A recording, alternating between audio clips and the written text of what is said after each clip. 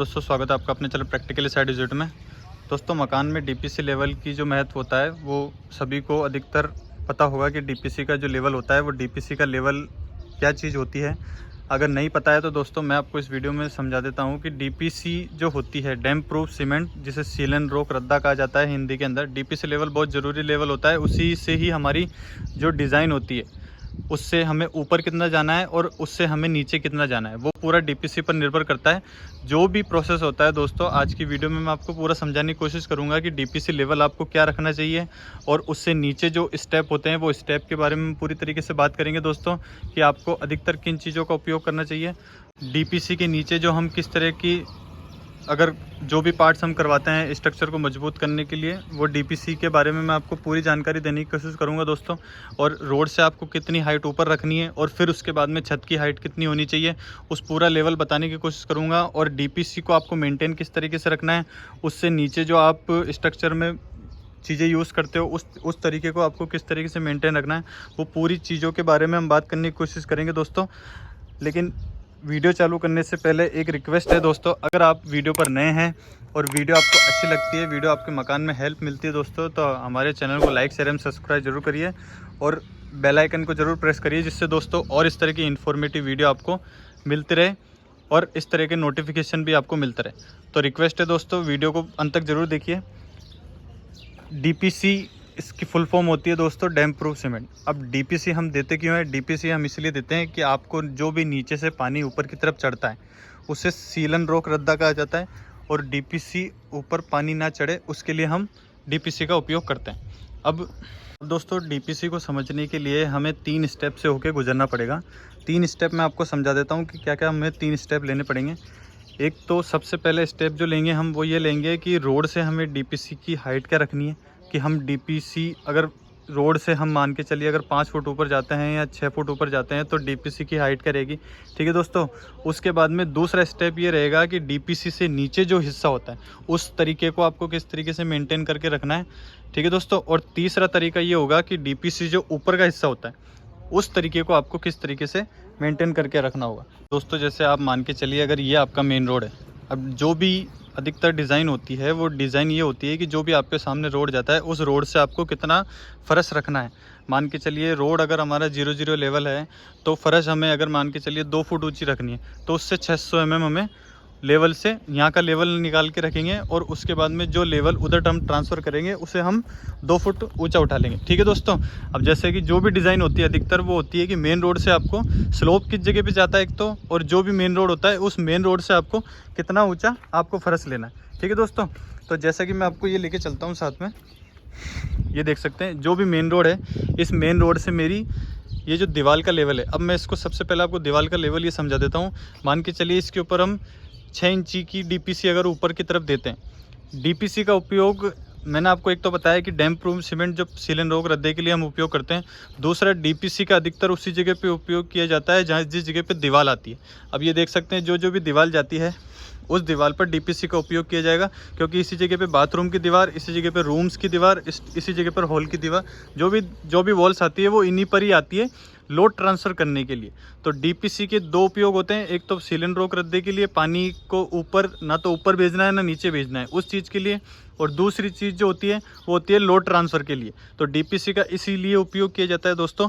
तो ये सामने जो देख सकते हैं, ये मान के चलिए अगर ये मेन रोड है तो इससे हमें अगर 2 फुट हमें ऊपर फर्श रखना है, तो अगर 75 mm का फर्श होता है और 6 इंच की डीपीसी होती है, तो 6 इंच और 75 mm मान के चलिए 75 mm इसका मतलब 3 इंची, तो 3 इंची और 6 इंची तो 9 इंची हो जाता है। 9 इंची के लेवल तक उससे जो डाउन कराते हैं, जो मेन रोड हुआ उस मेन रोड से आपको 2 फुट का ऊपर निशान लगाना है, उस 2 फुट से नीचे 9 इंची पर आपकी जो चुनाई आती है, तो इस तरीके से आपको चुनाई का उपयोग करना है। तो ये जो लेवल्स हैं, जो लेवल आपको मेंटेन करके रखने हैं, ये रोड से अगर आप 2 फुट ऊंचा उठाते हो, मैं एक एग्जांपल के तौर पे बता रहा हूँ दोस्तों। पहला स्टेप जो मैंने आपको बताया कि डीपीसी का जो लेवल है वो किस तरीके से मेंटेन करके रखना है। लेवल आपको मैंने बता दिया है कि रोड का अगर 0-0 मानते हो तो इससे 2 फुट ऊंचा उठाना है, और 2 फुट ऊंचा उठाने के बाद में 3 इंच का फर्श और 6 इंच की आपकी डीपीसी। उसके बाद में आपको चुनाई, नीचे जो चुनाई का लेवल आता है वो उससे 9 इंची पर नीचे आ जाएगा। ठीक है दोस्तों। डीपीसी भरनी कैसे है? पूरी सरिये से बांधी जाती है।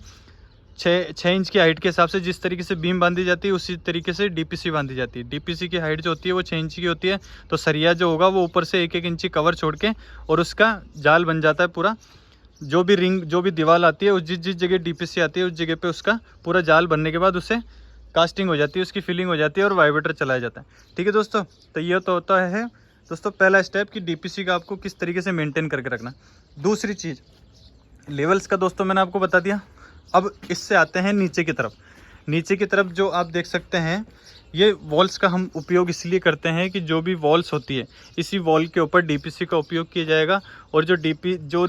और ये दीवार देते हम इसलिए हैं कि अगर जो भी हमारी रूम्स की दीवार आती है, जो हॉल की दीवार आती है, वो सारी दीवार इसी के ऊपर आती है और इस दीवार का जो उपयोग किया जाएगा वो इस दीवार का लोड इसके डीपीसी के ऊपर दिया जाएगा और डीपीसी का जो लोड है वो इस दीवार पर ट्रांसफ़र किया जाएगा। तो इसी के लिए हम जो मेन जो आपको दीवारें दिख रही है, जो पत्थर की जो दीवारें दिख रही है, उसी जगह पर रूम्स की और जो बाथरूम की और जो टॉयलेट की जो दीवारें आती है वो इसी जगह पर आती है, तो इसलिए दीवार का उपयोग ये किया जाता है। ठीक है दोस्तों, अब इसको मेंटेन आपको किस तरीके से रखना है। मेंटेन आपको ये रखना है कि जो भी आपका एक तो कॉलम है, अब हमेशा इस चीज़ का ध्यान रखिएगा दोस्तों कि जो भी आपकी दीवार जाती है वो दीवार हमेशा कॉलम के सेंटर में जाती है। ये देख सकते हैं आप, ये सेंटर में जाती है, ये सेंटर में जाती है। मैं आपको थोड़ा ऊपर लेकर चलता हूँ, फिर उससे आपको आसानी से समझ में आएगा दोस्तों। तो दोस्तों जो भी दीवार होती है वो हमेशा कॉलम के सेंटर से सेंटर होती है, हमेशा कॉलम से कॉलम ही दीवार चलती है। ठीक है दोस्तों, तो आपको जो चुनाई करवानी है, अगर डीपीसी भी आती है तो डीपीसी भी अगर ये दीवार 1.5 फुट की है तो दीवार जो डीपीसी आएगी वो 9 इंच की आती है दोस्तों। 1 फुट की मान सकते हैं आप, 9 इंच की भी मान के सकते हैं, क्योंकि दीवार जो होती है हमेशा वो सेंटर से सेंटर हमेशा 9 इंच की होती है। तो 1 फुट की आपको डीपीसी रखनी पड़ेगी और जो उससे नीचे आप चुनाई करते हो वो 1.5 फुट की रखनी पड़ेगी। तो कॉलम से आप 6 इंची उधर और कॉलम से 6 इंची इधर, तो अगर 1 फुट का कॉलम है तो 6 इंची और 6 इंची आपके ऐसे करके 2 फुट हो जाता है, और अगर 9 इंच का कॉलम है तो 1.5 फुट हो जाता है। तो इस तरीके से आपको कॉलम से कॉलम के सेंटर पर आपको दीवार देनी है। इस चीज़ का विशेष रूप से ध्यान रखिए, क्योंकि कॉलम से कॉलम दीवार जाती है तो आपको नीचे का जो हिस्सा होगा वो थोड़ा सा चौड़ा रखना पड़ेगा। इस चीज़ का आप बेसिकली ध्यान रखिए। उसके बाद में ये दीवार होने के बाद में दोस्तों दूसरी चीज़ आप इस चीज़ का ध्यान रखिए कि जो भी दीवार के अंदर जो भी डाढ़े जाते हैं, डाढ़े देना ज़रूरी है। अगर दीवार ये मान के चलिए इस जगह पे दीवार आती है तो उसका डाढ़ा निकलवा दीजिए। इस तरीके से आप डाढ़ा निकलवा दीजिए। ठीक है दोस्तों, डाढ़ा निकलवाने से ये होता है कि हम ब्रिक वर्क में भी आपने अधिकतर देखा होगा हम डाढ़े निकलवाते हैं, क्योंकि बाउंडेशन और इनकी जो कनेक्शन होता है दीवार का वो इम्प्रूवमेंट करने के लिए हम इस तरह के डाढ़े का उपयोग करते हैं। ठीक है दोस्तों, अधिकतर आपने देखा होगा चुनाई के अंदर भी हम डाढ़े निकलवाते हैं। दूसरी चीज़ अब हम कंस्ट्रक्शन में इसे माथा कहते हैं, जो इसका सर होता है हमारा, उसी तरीके से दीवार का सर माना जाता है। तो इस सर को आप अच्छी तरीके से बनवाइए। माथा जिसे कहा जाता है इंग्लिश अधिकतर लैंग्वेज में, कि आप इस माथे को अच्छी तरीके से बनवाइए। अगर आप ये लेवल पूरा प्रॉपर तरीके से बन जाता है तो आप इसको मसाले से प्रॉपर तरीके से फिनिशिंग करवाइए इसकी, क्योंकि इसी के ऊपर बनवाने का कारण ये है क्योंकि इसी के ऊपर ही सूत झड़ता है और इसी के ऊपर ही डीपीसी बनती है। तो सूत झड़वाने के लिए, सूत दिख जाए उसी के लिए आपको इसका वो करवाना पड़ता है दोस्तों। ठीक है दोस्तों, अब उसके बाद में तराई प्रॉपर तरीके से करवाइए और खड़े पत्थर बिल्कुल मत लगवाइए। खड़े पत्थर लगवाएंगे तो दीवार पोली होगी, और पोली से बचने के लिए आपको खड़े पत्थर का उपयोग बिल्कुल नहीं करना है। खड़े पत्थर अधिकतर वहीं दिए जाते हैं जहाँ पे हाइट बढ़ानी हो या नाप बढ़ाना हो, उसके लिए ठेकेदार खड़े पत्थरों का उपयोग करता है। लेकिन आप हमेशा यही कोशिश करिए कि जितने ज़्यादा आड़े पत्थर दे सको। मैंने पिछली वीडियो का डिस्क्रिप्शन भी मैं लिंक में दे दूंगा दोस्तों, उससे आपको समझ में आ जाएगा कि दीवार किस तरीके से बनवानी है। ठीक है दोस्तों, अब दोस्तों इससे नीचे क्या होगा कि जो भी आपकी दीवार जो दिख रही है इसमें बैक फिलिंग हो जाती है पूरी।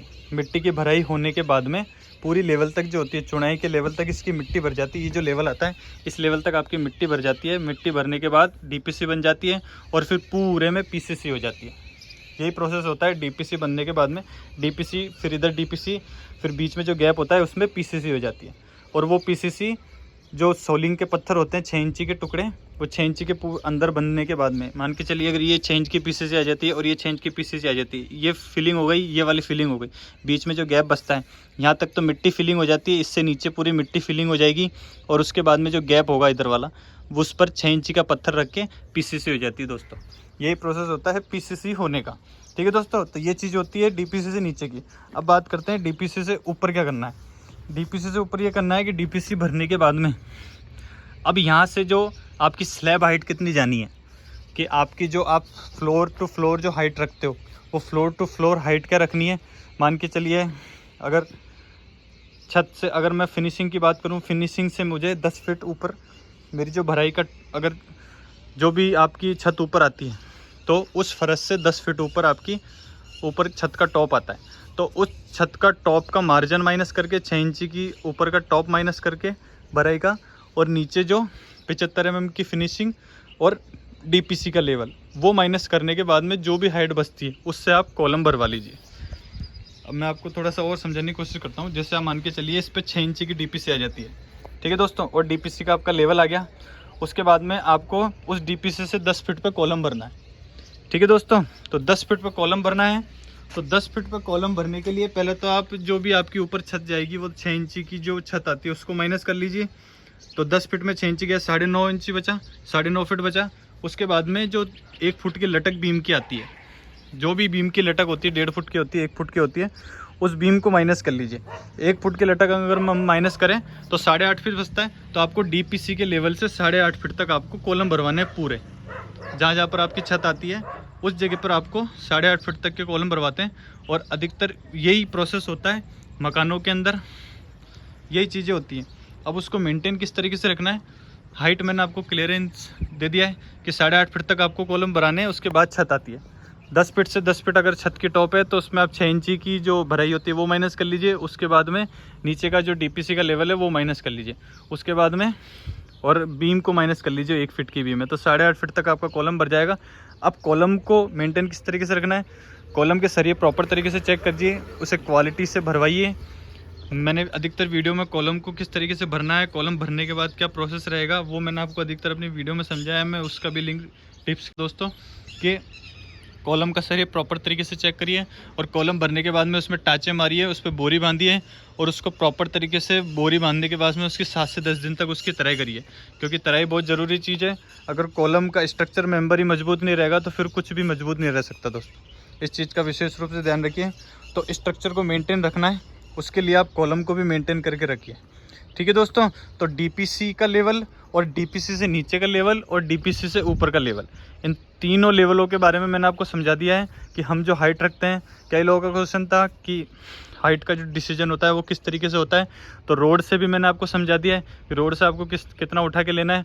बैक फिलिंग का भी समझा दिया है, और पूरा प्रोसेस इस वीडियो में मैं आपको समझाने की कोशिश कर रहा हूं दोस्तों। तो हमारे चैनल को लाइक शेयर एंड सब्सक्राइब जरूर करिए, और वीडियो को अंत तक जरूर देखिए दोस्तों, क्योंकि वीडियो अंत तक देखेंगे तभी आपको समझ में आएगा। और बीच में अगर आप छोड़ के चले जाते हो तो वीडियो कोई मतलब की नहीं है दोस्तों, फिर वीडियो देखने का भी कोई मतलब नहीं है। अगर आप बीच में छोड़ के चले जाते हो, अंत तक जरूर देखोगे तभी तक समझ में आएगा दोस्तों। तो तब तक के लिए दोस्तों जय हिंद, वंदे मातरम, भारत माता की जय।